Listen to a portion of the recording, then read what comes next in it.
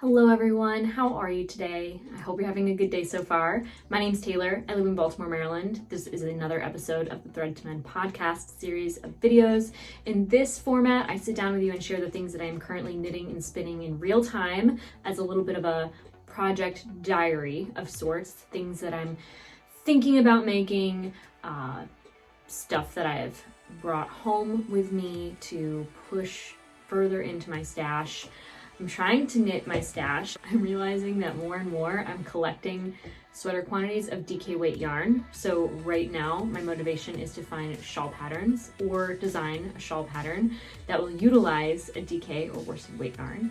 And I am a sweater queen. I love to knit garments, and I'm thinking a lot more about accessories to knit on the horizon because I have so much to work with in my stash and I really want to utilize it as best I can.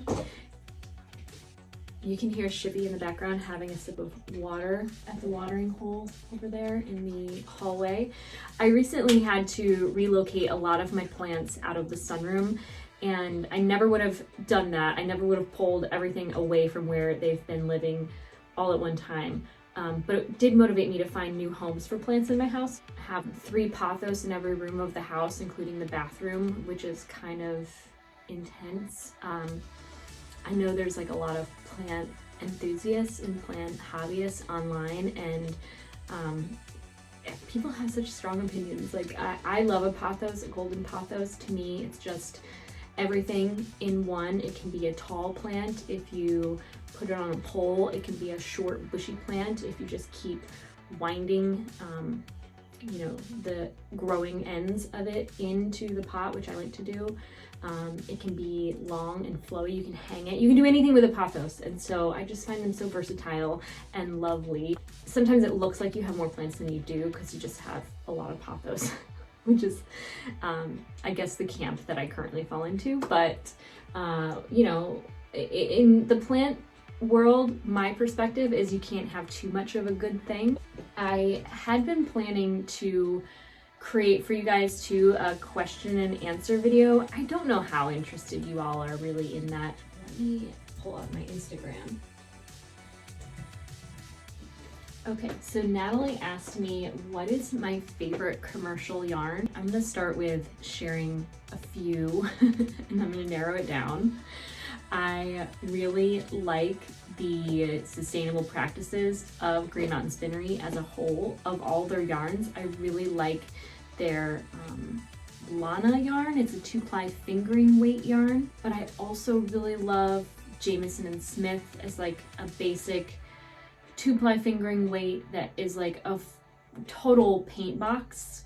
So if I were leaning towards color work, it would just be Jamieson and Smith as a whole. Another brand that I don't have as much experience knitting with, but I have tried and I really like, and I would love a full sweater in Rauma female garn. I think that is also a 2-ply kind of fingering weight. It's a little heavier than Jamieson and Smith. I really like that yarn. I don't lean towards tonal dyed yarns or hand dyed yarns or even heathered yarns when they're a solid design, but I really do love heathered yarns when I'm working in color work. When I pick colors from Jamieson and Smith, I'm always going for those like heathered blends of colors versus like the flat dyed colors. I don't really gravitate towards that. Moving on. How did you begin spinning? Did you start on a drop spindle or did you go straight into a spinning wheel?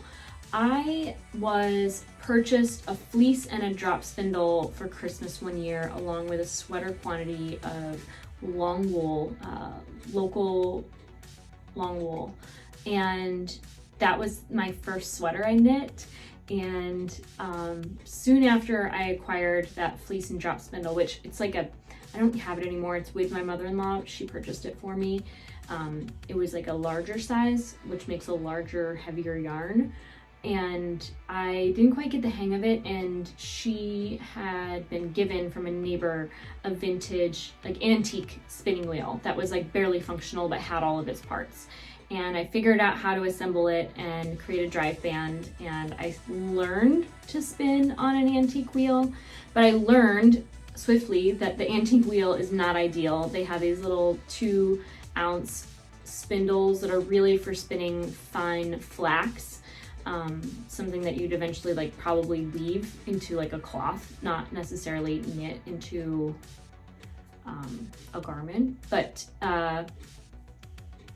I then set out to find the exact wheel I want. And years ago, I purchased my wheel. I haven't even counted how far back, 5 years, 7 years, something like that. And they were a lot cheaper then. They're probably $200 or $300 more a wheel now than they were at that time. So I can see spinning on a wheel is even less accessible for a lot of people just starting out now. I purchased a minstrel made by Kromsky, and it's a castle wheel. I really love that wheel, and I'm trying to just keep working with it. I try not to let it sleep for too long, meaning like I ignore it for several months. I would say every 3 months at the very least, I hop on my wheel and make something. Right now I'm spinning a sample that I have to show you today. This is a machine prepped fiber that was given to me by a local friend. I realized though I started spinning it way thinner than I intended to, and I was creating a yarn that would need to be a 3-ply because this is about fingering weight as that 3-ply. I did attempt to do a chain ply, and I'm not the greatest at executing it because, like I've said before in many videos, I tend to over ply my singles, and so they turn out a bit ropey. I'll open up this little skein for you so you can get a sense of its drape. Sometimes it's too tight, sometimes it's too loose. It's kind of the nature with an amateur chain plier like myself, but it does have some evenness to it because of the 3 plies. I'm gonna knit up a swatch and see how I like this.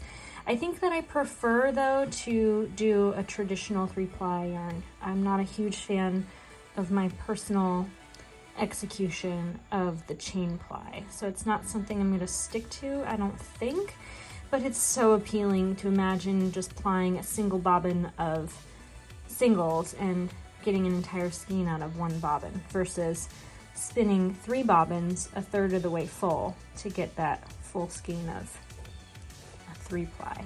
What is your favorite fiber to spin?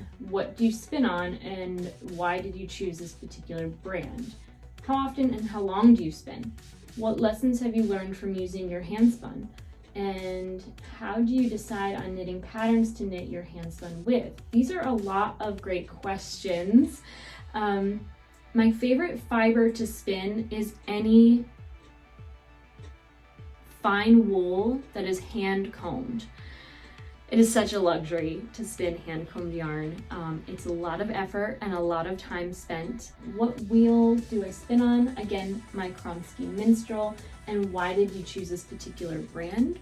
I chose it because of the price point. It was a lot less expensive than some of the other major wheel brands. And how often and how long do I spin? I spin as often as I have inspiration, and I spin until I have at least a sample, a skein, or a sweater quantity. And obviously year after year that changes. Lately I've been spinning more samples of yarn than sweater quantities because I'm kind of trying to catch up with all the spinning that I've made. A lot of my really early spinning that I hang in my baskets on the wall, because I'm most proud of those, I don't have projects for, and I haven't like put together into an idea. So I'm trying to knit with my hand spun before I spin another sweater, and I'm trying to spin with a little bit of everything that I have to figure out what I'm going to work with next. A lot of the times when I pull out fiber to spin, my intention is to spin it all until it's gone so that I have more space in my life and I can think about, you know, what I'm going to do next. The projects that I'm most happy with are ones that I hold from my hand spun stash versus spin for. When I've spun for a project, it didn't become exactly what I had hoped it would be. So the pressure's off a little bit when I'm not spinning for a project. But that might just be because it was my first time spinning for a project and I had higher expectations. I feel like it's always nice to kind of start with the material and then go from there versus banking on your effort being everything the material needs you to be in the process. What lessons have I learned from using my hand spun? I've learned that I overspin my singles and I overply my singles together to compensate for that. And I make a very ropey yarn. Here's an example of that. You can see how this looks sort of like a rope.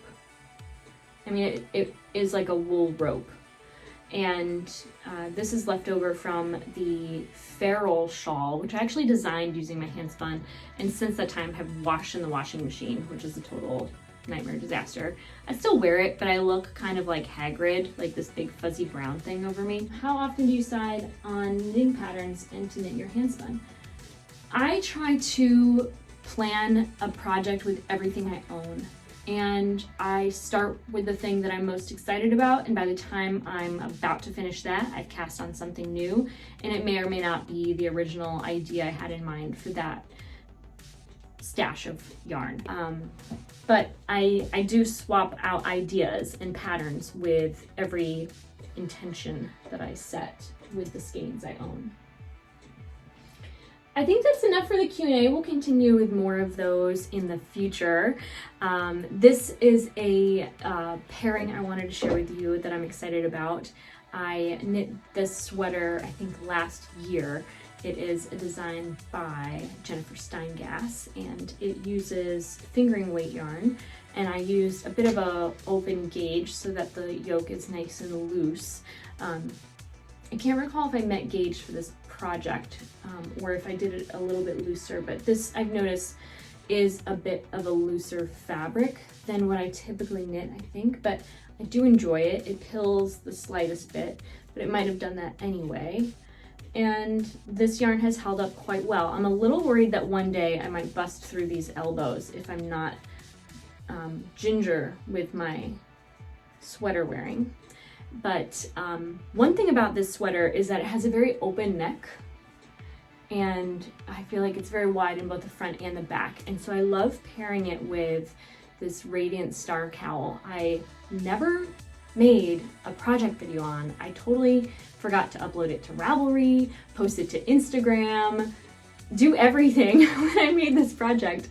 And so I'm gonna come out with a project video on this, but I'm wearing it today. You can see it's maybe a little bit bigger than it was supposed to, but the way I see it is that when I work all day and then I go to roller skate, I can just throw this on over whatever I'm wearing and leave my hair tucked in so that it stays up nice and high, and I can like cover my face so that when I roller skate, all the wind is like completely missing me. One thing about winter is that I never stop skating as long as it's not snowing or raining, but I hate to be cold, and I hate feeling cold. Even right now, it's like 70 something degrees outside and I'm comfortable wearing this.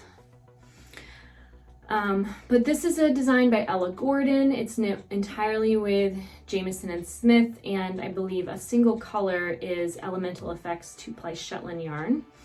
And I love to purchase Shetland yarn grown and made in Shetland. So I purchased from Jamieson and Smith. They are the number one for me. I think that these look really cute together because it's like color work on color work, and it's sort of tacky. One more thing, I'm gonna take this off though because I'm getting a little bit heated. I never showed you guys my very finished, what did I call it? Opulent plunge bra.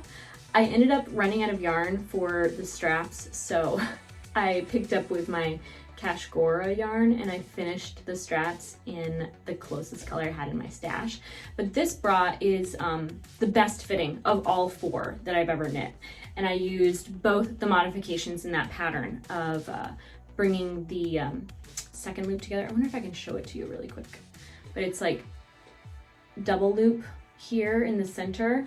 It's a cable bra design that I made with superwash yarn. I knit this with Magpie Swanky DK, and I'll probably wear this all fall and winter. Plan to knit more of those. I also plan to knit, and I've said this so many times, but I have these like single skeins and like remnant skeins of yarn that I would really like to knit into sweaters for Shippy.